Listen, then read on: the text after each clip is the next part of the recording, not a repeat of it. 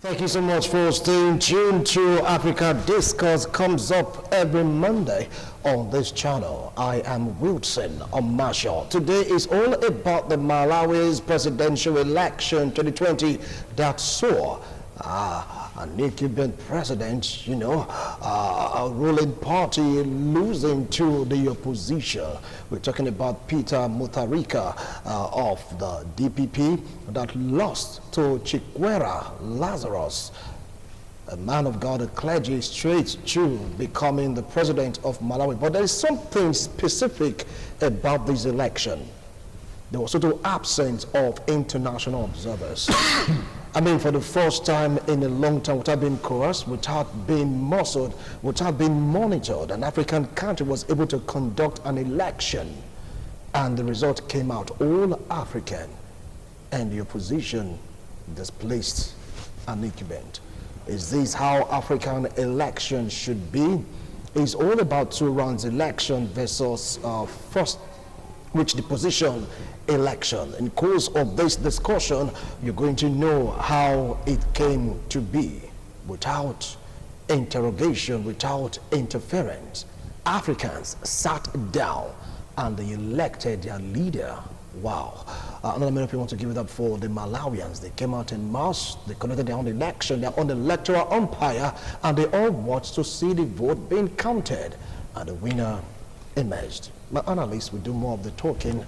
Let me introduce a lecturer and, of course, a clergyman, a political analyst. I'd like to introduce Honorable Frank Amego. Welcome to Africa Discourse. Good afternoon. I appreciate your coming. It's a pleasure being here. All right. And very close to him is a legal practitioner, a human rights activist, political analyst. Join me to welcome Barrister Henry Wanzo. Barrister, welcome to Africa Discourse. Well, wishing good afternoon, and viewers, good afternoon. All right. Well, people are saying that Malawi, they forgot, or lastly, they choose to ignore the COVID-19 scourge, and they went all out to the polls to go conduct the election. Though the WHO frowned at it, something came out of it. We saw an incumbent being displaced by an opposition. And take a look at the vote, 2.7 for the opposition, of course, 2.6 million for the opposition, while 1.7 million for the incumbent president, the president of Peter. Now, tell me, what can you really make of this scenario? An incumbent losing to an opposition in an election being conducted by the country's electoral umpire, devoid of the presence of external monitoring observers.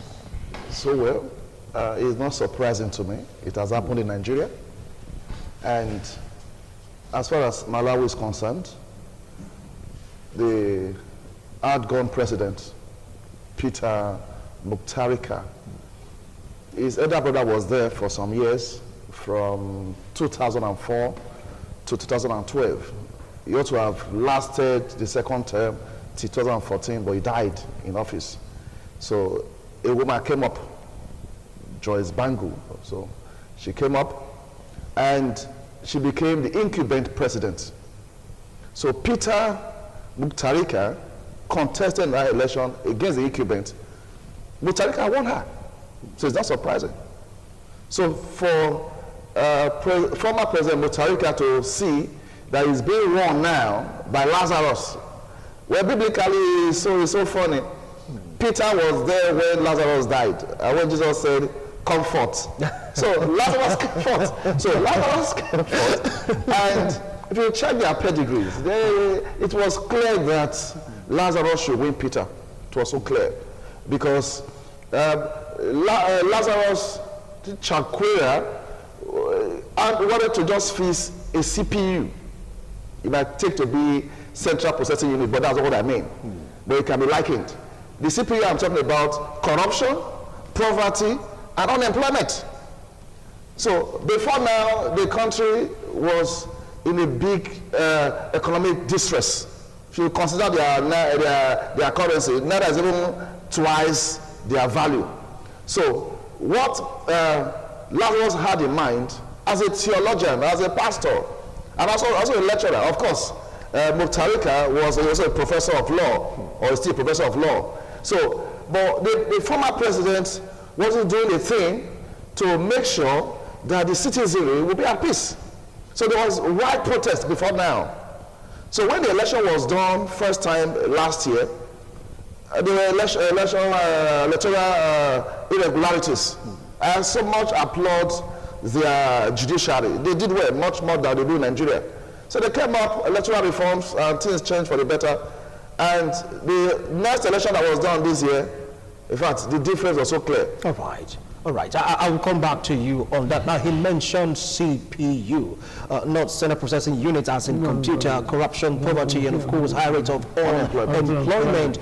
Now, from what he said, which is totally correct, Mutharika was able to defeat Joy. That is not the first time it's happening for an incumbent to be defeated in Malawi. What do you think really gave Lazarus Chikwera that advantage? You see, sometimes when you look at politics as it were, you look at the people at a particular point in time, they needed a change. The people at a particular point in time will need to move forward from where they are standing.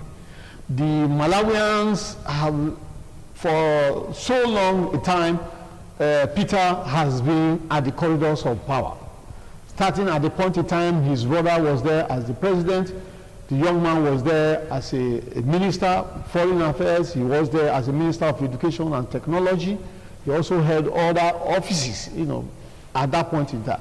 But they discovered that at the time he now came and became the president, as it were, he has not done better than what they actually expected, because they needed change. And the change they needed was for the country to be better placed than where they are presently. The man is a professor of law, accepted, but the question there is when it comes to the rudiments of the job of doing the work of a president, of uplifting your people from the angle of poverty. If you go to Malawi, it's one of the countries that is ravaged by HIV and AIDS. They suffer that so much. The level of poverty is very high. Presently, we are battling COVID-19. They all equally have their own fair share of it. So, looking at the life of the people, corruption has eaten so deep, as it were, coupled with the fact that poverty, as it is, presently, the Malawians are not doing better. They are more or less of subsistence farming they are into. They are not into much agrarian type of system. So, I see it from that angle that the people are tired. They want to try another person. They might want to try another person who has a different idea. But just like Lazarus said, he said his victory is for victory for democracy and justice. That is the victory he has. And also he equally went further to say that he has come not for a particular faction, but he wants to unite the people. Because that is his primary concern. And that is certain things that are lacking, because you find it is common in African politics. Here, look here in Nigeria, here, even in our own local politics here, you have different factions. But the man is saying that my coming on board will help, you know, to unite the factions, so that at the end of the day, we all will work for the common good of Malawi. That is his primary purpose. That they will work for the common good of Malawi, ensuring that there is progress in the land, progress in the entirety, not progress as per few persons' pocket, but progress in terms of education, progress in terms of health, progress in terms of everything that will make a Malawian to be proud to be, say, I am from Malawi. Just as we Nigerians will always say that, for something that will make you to say, I am proud to be a Nigerian, because the system is working. So the man has said that I have come to ensure that the system will work. The man I defeated in the election, definitely the man has his own good side. I will continue from where he has stopped, but I will also add to ensure that those areas where he has failed to do better, I will do best. Oh, all right. Now, if you take a look at the first phase of election, though it was cancelled by the electoral umpire and of course judiciary in Malawi, we saw Peter Mutharika winning with a landslide vote. Until there were rancor here and there, they started protesting and have to come back again using another method. The two-round method of election that saw Lazarus Chikwera emerging as president, do you think is superior and far better than the first round of election method they used in Malawi? Well, to me, that was the wisdom of the judiciary. The first round of elections that took place last year, Peter Mutharika was not winning, maybe it was a landslide. It was just a few, 30-something, 39, 32, something like that. Peter having 39 or thereabout, then Lazarus having 32, so to speak. But the elections then were marked with violence, rigging, or whatnot. I was also surprised. Malawi now became the second country in Africa to have its presidential election cancelled. The first one was 2007. That was in Kenya. Yeah. So the new system adopted by the judiciary wasn't really the thing that made Lazarus to win. First, the vice president to Mutharika resigned. And in that election of last year, it came third position in the election. Your vice president leaving you to join another party to contest against you. That was a pointer that a time will come that Peter Mutharika may not succeed. That's one. Number two, the former president, the lady Joyce, that Peter won, joined forces. Peter Chilama was a vice president under Peter Mutharika. Chilama, the former president, joined forces with Lazarus to fight the incumbent. So it wasn't a change in system really that paved the way. The outgone president lost grip on what to do. It will interest you to know that the population as of this year is about 19 million in Malawi. And out of that 19 million, we have not less than 80% of the Malawians living in the rural areas. You can imagine the level of poverty. More than 80% living in the rural areas. So how are you going to govern? So people were just tired of this president. Maybe they saw him as trying to take over from his brother. His brother was the former president from 2004 to 2012 until he died. So he came up thereafter, and they didn't say any good thing he had to offer. Meanwhile, Lazarus Chikwera contested the first time, he lost. Second time in 2014 was the first time he lost. Second time he also apparently lost. But people saw in him, that is Lazarus Chikwera, that he was a better candidate that meant well for the good of the people of Malawi. So that was what paved way for his success. All right, now if we take a look at the record, Malawi, according to their electoral body, they have 6 million plus voters. All right, now 2.6 about voted for Chikwera, while 1.7 million voted also for the incumbent president, Peter Mutharika. Now he made mention of the vice president quitting the present government. Do you think that that is a factor that led to the defeat of the president? Well, it is part of the factor, but the truth still remains that the Malawians actually have decided that it is time for them to make a change. And the change they are talking about, they see Lazarus as a man that can lead them to the promised land.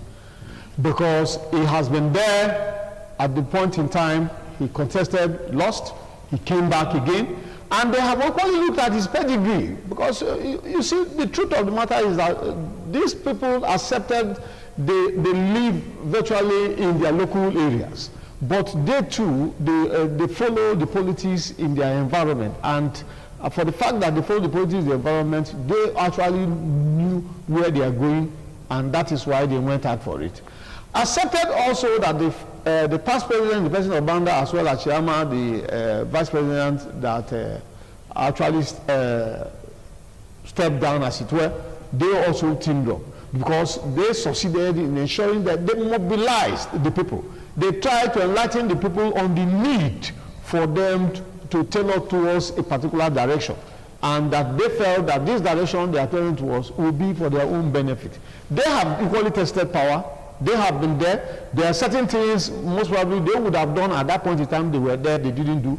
And maybe as elders, they must have equally discussed that with Peter Mutharika, and maybe he is not seeing from that angle. They say, well, if that is it, let us look for somebody who will see it from our own point of view for the betterment of the people of Malawi. And I believe that was why they all collectively decided that they have to work for Lazarus, and at the end of the victory come you also look at the number, 6 million voters. The number of people who voted were almost 4 million. Yeah. That is to show that actually the people came out en masse, because that is a pass mark from all this, 80%. Above average. Yeah, above average. Because the people came out, notwithstanding the COVID-19, as it were.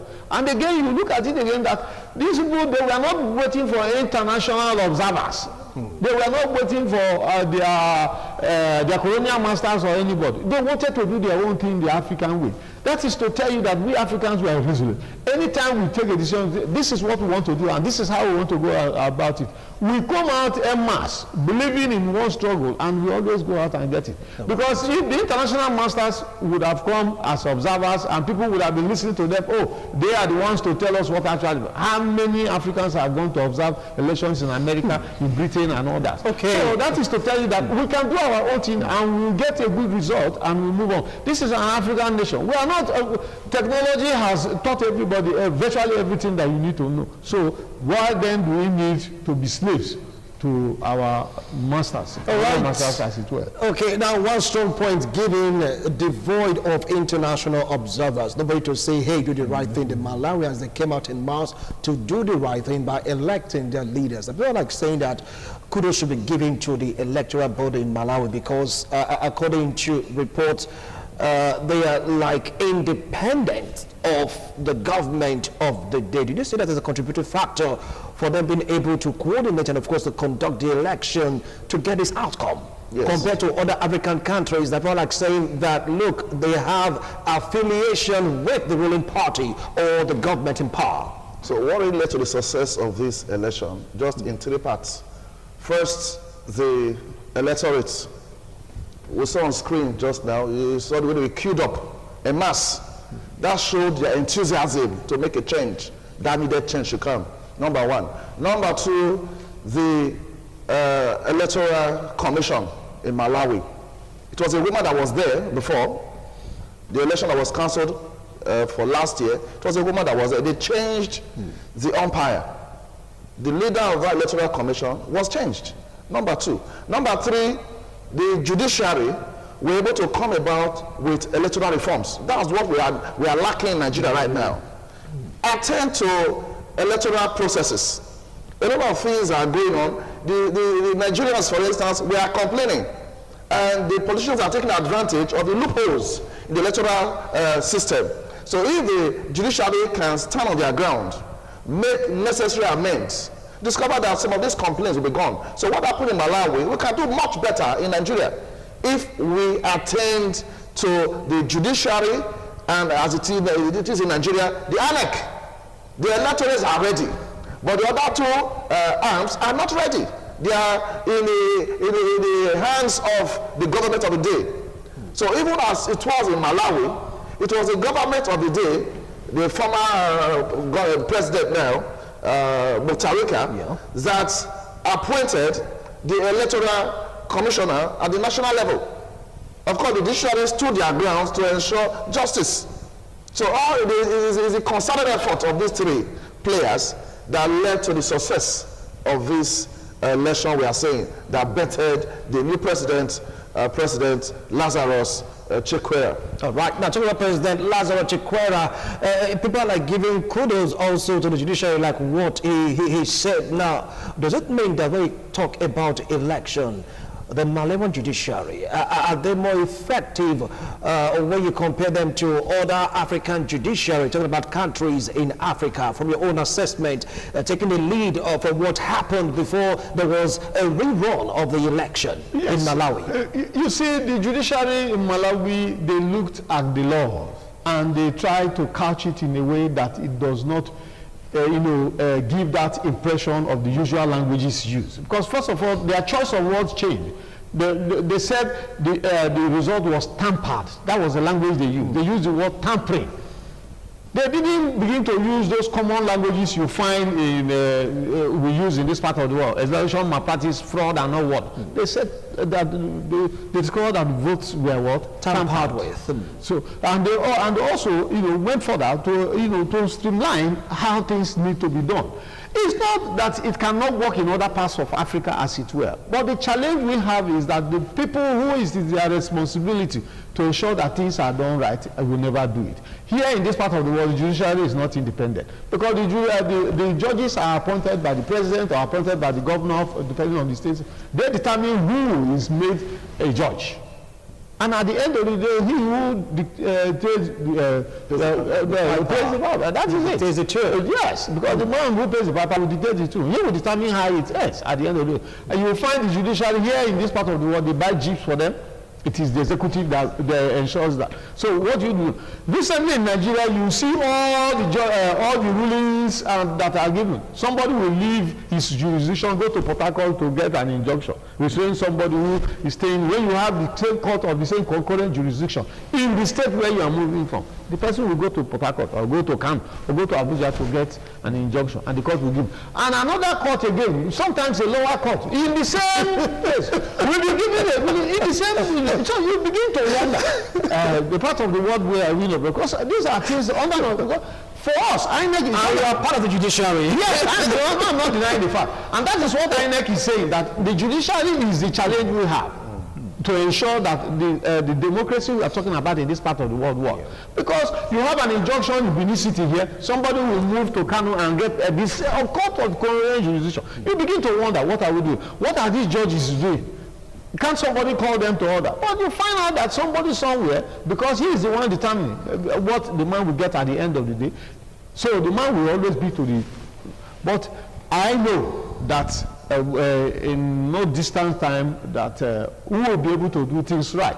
And I believe that with time, just as I said, we will get those who will be able to stand their ground. There are some judges who have given judgments that go contrary to what expected by other persons. Recently in Kogi State, the Justice Ohimai had a dissenting voice in the judgment that was delivered. But the young man stood his ground that the election was marked by malpractices, and that in his own part the election should be cancelled, there should be room. But others were singing a different tune, as it were. So what we're saying is that until the judiciary becomes independent, that these people are appointed by the National Judicial Council, not waiting for the president to determine, or the governors in the states to determine who becomes a judge or who becomes a judicial officer in their state, who cannot get there. It's all about Malawi presidential election, a roadmap to Africa politics. That is what we are talking about this afternoon. Now, you have been giving kudos to the judiciary,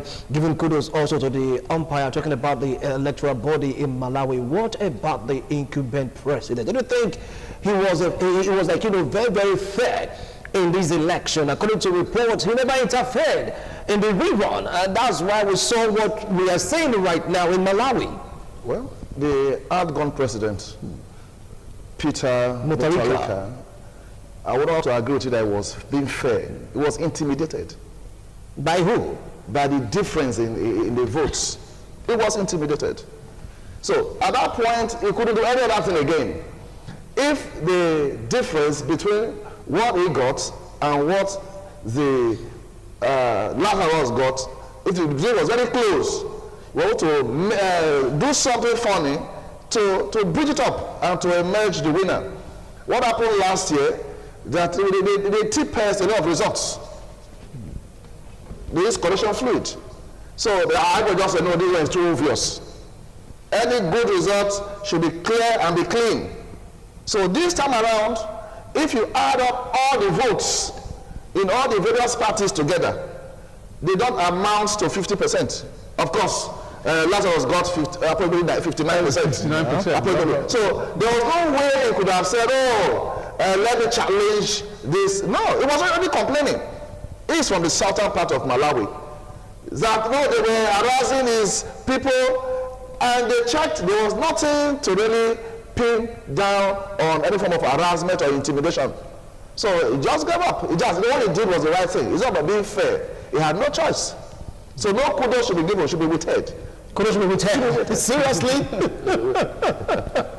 All right, you're going to give your last line on this discussion because our time is up. Is definitely up. What advice do you have for Africans taking a leaf of what happened in Malawi presidential election? No interference. They conducted their own election, and the result was given that saw the incumbent losing out to opposition. 30 seconds, please. Our leaders in this part of the world should know it that we as Africans who can do our things and will get good results. If the Malawians can do it, other African nations can do it. Let the judiciary be independent, let the executive play their own role, and let those who are the electoral umpires, especially in Nigeria when we are preparing for elections, let the electoral umpires be actually independent. Right. When you say independent, independent in totality, not independent halfway. Thank you so much, Barrister. And of course, Honorable Frank, 30 seconds, please. Yes, in my closing remarks, I'll look at it in two ways. First, in no particular order, is about the Constitution. It was a constitutional provision that paved way for these changes we are seeing in Malawi. That's number one. Number two, the willpower to accept what the Constitution has displayed before everybody. So those two things put together, Nigeria does not even have one of them. If the Constitution is well provided for, that's one. That you are now having a willpower to follow up with the laid down rules and regulations. It will be a better country. Thank you so much, gentlemen. You've heard them speaking true to what really transpired in Malawi. If Malawi can do it, all African countries will definitely can do it. All they need is the willpower to function. See you tomorrow on International Forum. Bye for now.